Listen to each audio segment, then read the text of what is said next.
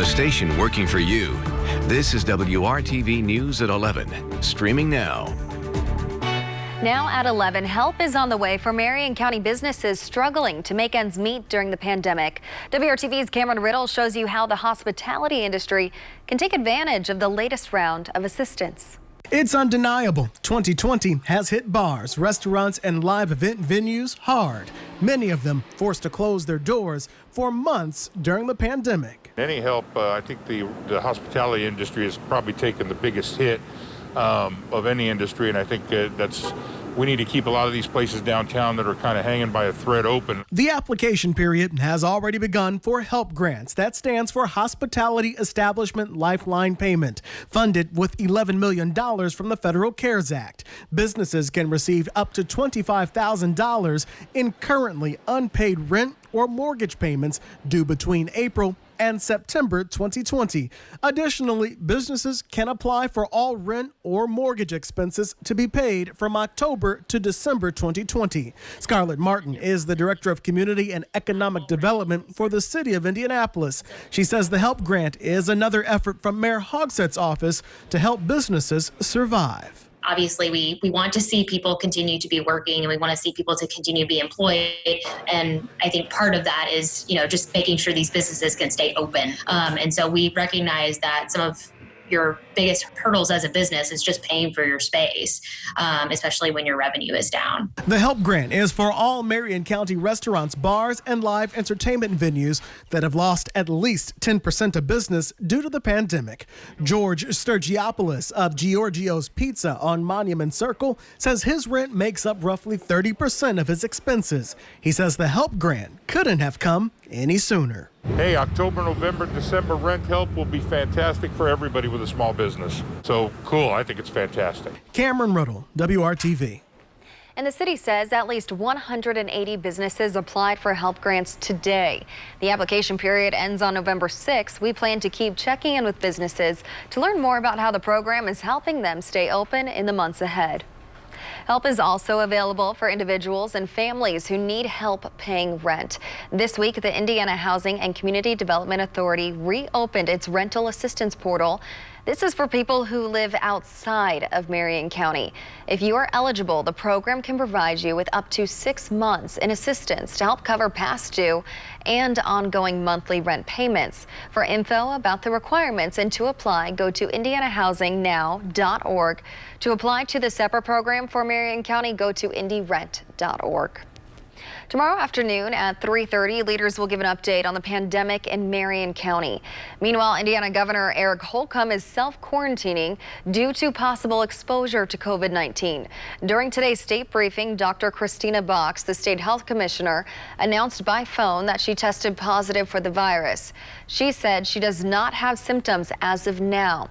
Governor Holcomb says he plans to quarantine at the governor's residence while he waits for test results. And this is happening during a sharp increase of COVID hospitalizations and new positive cases across Indiana. Despite that, Holcomb is not reinstating restrictions. However, the statewide mask order is extended for another month. And the governor says he will reassess the state's COVID-19 rates again in a week and stresses personal responsibility when it comes to masks and social distancing. WRTV's Cornelius Hawker spoke with an emergency room doctor who says the upward trend in cases and hospitalizations is concerning heading into these cold months. Dr. Steven Sample, you are an emergency room physician down in Jasper, Indiana.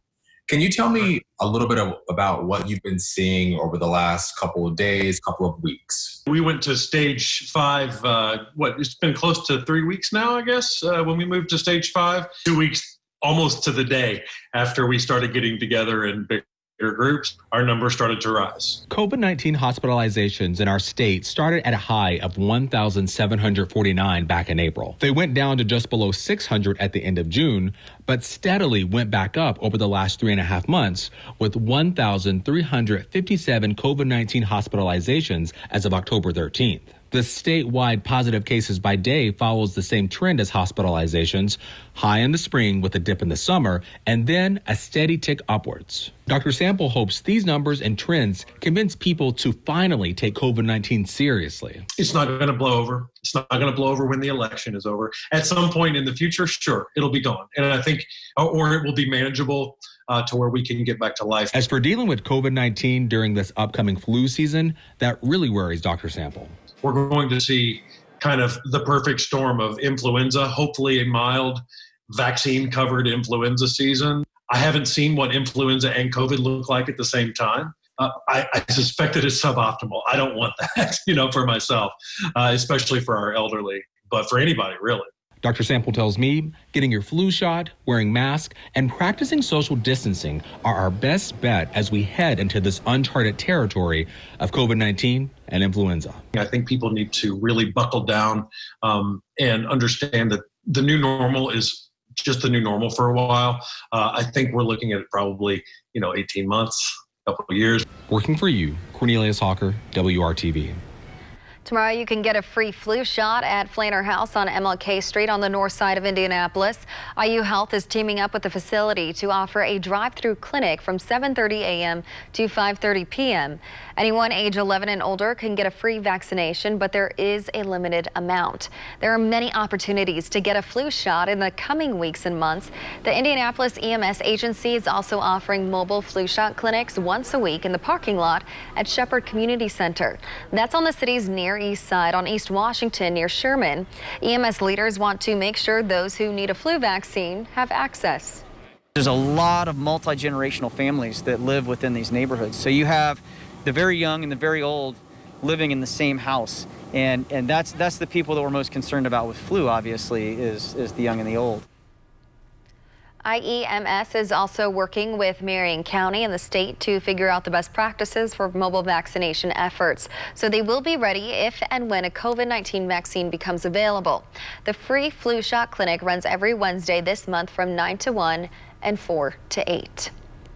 Now to the forecast. Rain is on the radar once again this week, and WRTV Chief Meteorologist Kevin Gregory is tracking and timing wet weather ahead, and I can already see he is pumped up about it.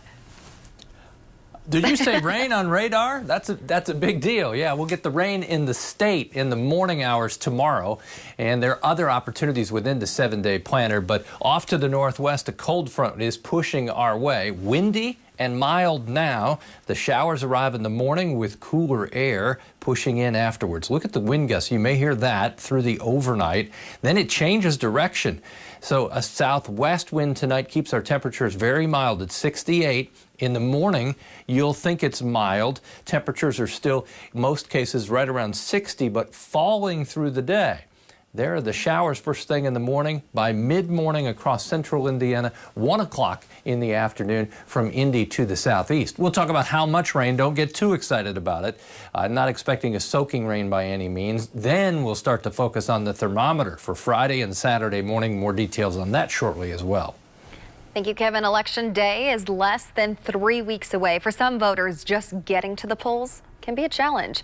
A local group is working to change that. We first introduced you to the founders of Go Vote Indy last month as they helped Hoosiers register to vote. Now they're working to make sure everyone makes it to the polls, no matter the barriers. We know that transportation is a major obstacle for a lot of Marion County residents, and we wanted to be able to provide a service that was both focused in voter registration, voter education, and transportation. For information on how to sign up for a ride to the polls, go to WRTV.com and click on this story. The confirmation hearings for President Trump's Supreme Court nominee are moving into the next phase. ABC's Andrew Dimbert explains where the process stands tonight. After nearly 19 hours of questioning, lawmakers' grilling of Judge Amy Coney Barrett is over. Now, senators will convene with Barrett behind closed doors to review her. You will be confirmed, God willing. You will have my full support. Republicans have spent the last few days working to establish that Judge Barrett, a protege of the late conservative Justice Antonin Scalia, can separate her personal beliefs from her judicial ideologies. People say that you're a female Scalia. What would you say? If I'm confirmed, you would not be getting Justice Scalia.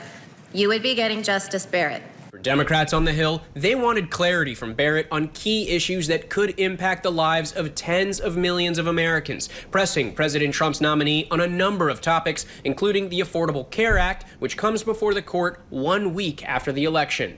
Did you have then a general understanding that one of the president's campaign promises was to repeal the Affordable Care Act when you were nominated? As I said before, I'm aware that the president opposes the Affordable Care Act. Republicans seeming to emphasize severability, which if judges strike down one part of a law, then try to preserve everything else. In this case, protections for pre-existing conditions and other popular parts of the ACA. The presumption is always in favor of severability. The main thing is the doctrine of severability has a presumption to save the statute if possible. Is that correct? That is correct. Another focus of the Democrats' inquiry in today's hearing, President Trump's sweeping claims of power. Would you agree, first, that nobody is above the law? Not the president, not you, not me. I agree, no one is above the law. Rank-and-file Republicans unabashedly sensing victory in Barrett's confirmation say Trump's decision to pick her for the nation's highest court was a triumph, decades in the making. This is the first time in American history that we've nominated a woman who's unashamedly pro-life and embraces her faith without apology. Barrett is fully expected to get confirmed and take her seat on the bench in a couple of weeks, just days before the presidential election. Andrew Dimber, ABC News, the Capitol. Coming up, from getting ready for snow to getting ready for holiday shoppers, there are several new seasonal job opportunities in central Indiana. And a little later, a lot of small businesses don't have employees, or they have one employee and that's themselves. How new guidance from the government could help local businesses stay afloat as the pandemic continues. Welcome back. If you're looking for a temporary or seasonal job, several companies and agencies are hiring Hoosiers. The Indiana Department of Transportation is hosting a hiring fair tomorrow to fill winter positions that run from November through March. It goes from 9 to 3 at the INDOT facility on Brookville Road on the east side of Indianapolis. Walk-ins are welcome at any time, but you can also pre-register at indotjobs.com. Tomorrow is National Hiring Day at Cabela's. The company is looking to add 7,000 team members ahead of the holiday season, including dozens at the store in Noblesville.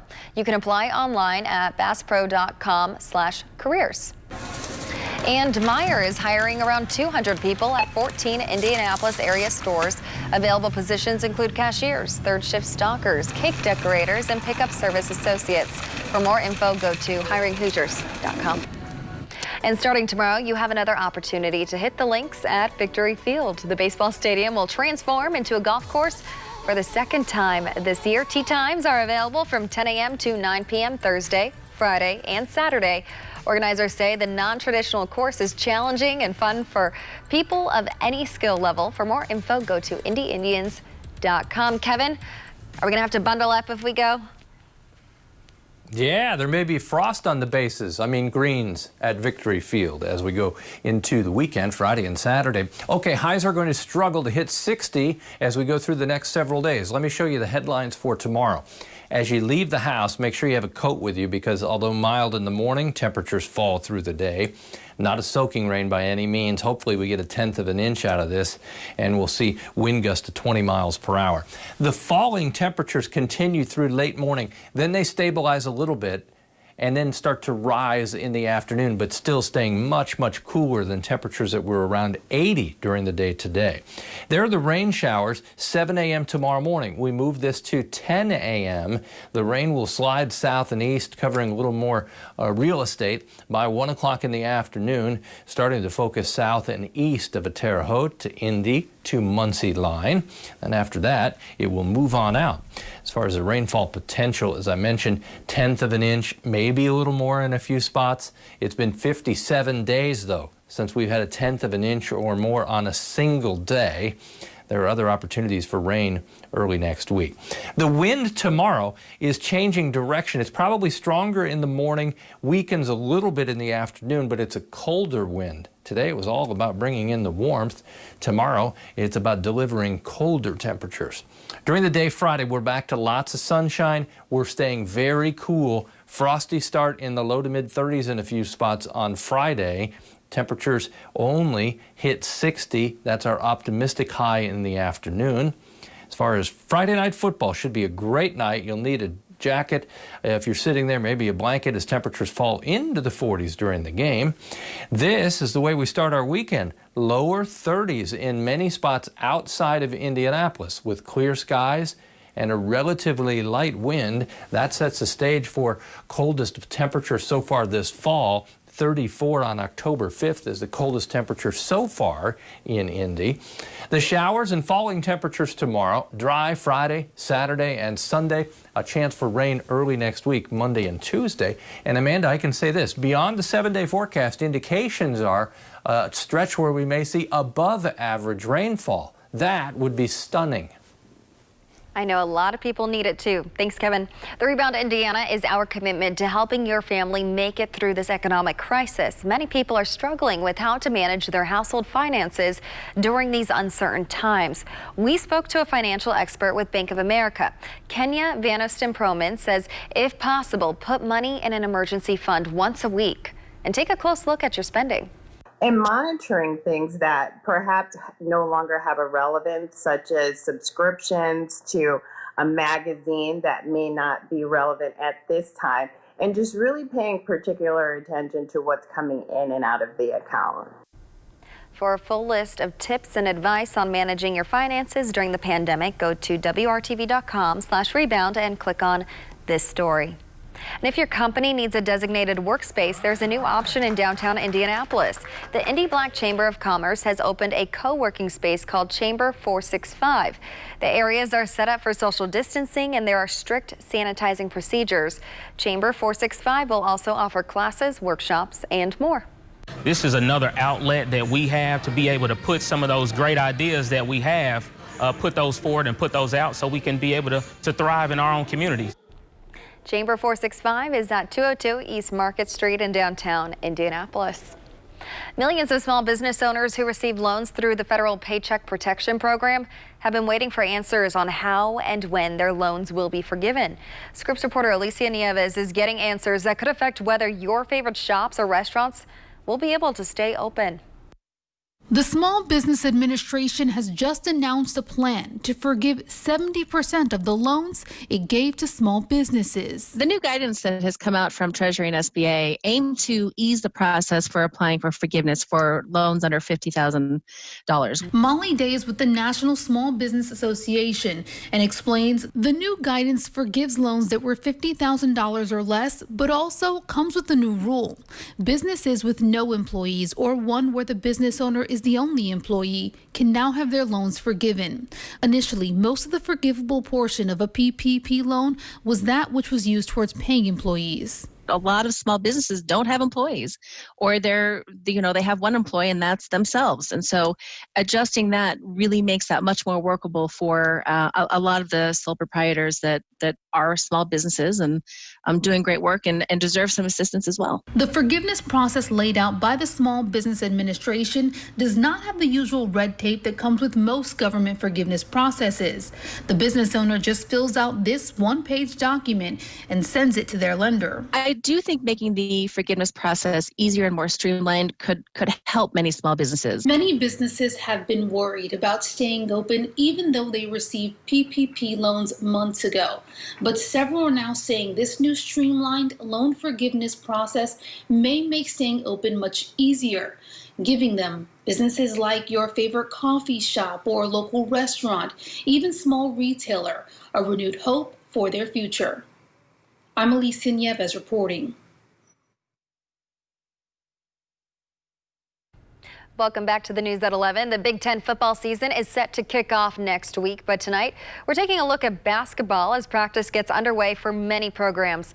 WRTV's Brad Brown shows how the Hoosiers are getting ready to start fresh with some new talent after the sudden end to last season. When we last saw the IU men's basketball team, they were walking off the court at the Big Ten tourney, a winner in the opening round. Within the next couple of days, the rest of the season had been canceled. It went from a very, very somber bust to a reality of everyone was going to go home, and you weren't real sure when they were coming back. And that's sort of how it ended. While this season was up in the air for a long time, for now, it's on. In Bloomington, the IU men's team gathered on Tuesday for Media Day, much of it going per usual. Photos to be taken, interviews to be given, and eventually, practice would get underway. I think we're in a group that, continues to get better.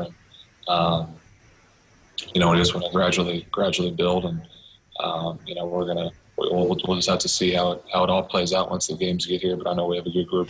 IU could be very interesting to watch early on. Trace Jackson Davis returns for his sophomore campaign, led the Hoosiers in scoring and rebounding among other categories last year.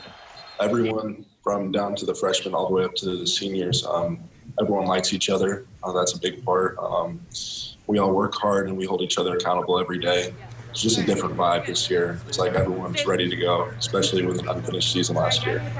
It's the highest rated recruiting class for Coach Miller at IU. Among the new additions, Indiana's Mr. Basketball, Anthony Leal, another Bloomington kid staying close to home. Christian Lander from Evansville. He moved up a year to come to IU.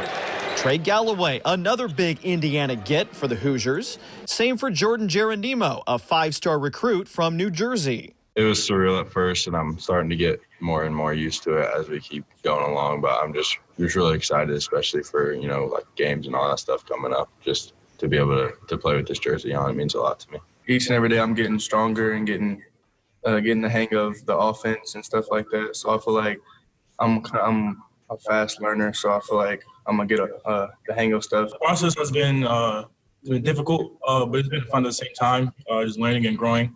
Just figuring out how does this maneuver through the college life coming from high school. It's fun, though. It's a good experience. It's been good to kind of be here in the summer and in the fall and get united into the program and stuff. And the seniors and the upperclassmen kind of just took us in on the wings to help us out with all that. There's very little set in stone when it comes to the schedule. IU will play in the Maui Invitational, albeit in Asheville, North Carolina. Not quite sand and sunshine, but potentially some games against top 10 teams in early December. We know that we have to be ready for November 25th. And you know what? If we have that game in stone on the 25th, that's what we're getting ready for, and we'll let all the other things sort of fall in line the best we can. But every school, every coach, and every team is dealing with some circumstance of uncertainty. We're not the only one. So how we handle it, realistically is going to be the challenge. In Bloomington, Brad Brown, WRTV Sports. Work to expand a community garden is underway on the northeast side of Indianapolis. For the most part, the land near 20th Street and Hillside Avenue has been home to a garden for about 80 years. But the new garden will be able to help feed many more families in need. The owner of the property wants the garden to be a place of unity, service, and education. It's a place where community members can get together of all ages. And also it's a place where we can have fun and yet learn how we can sustain ourselves and feed ourselves. And I think we've come to a place where we understand we may need to do that. The American Heart Association is helping bring companies together for the project to take care of things like electrical work and plumbing. The finished garden will be more than 10,000 square feet. Kevin? Remember, temperatures don't go up tomorrow. They're steady or falling through the day. The rain showers through probably early afternoon south and east of Indy, but just cooler than our 80-degree temperature today. Beware. Amanda? Thanks for making WRTV your choice for news. Good Morning Indiana starts at 4:30. Good night.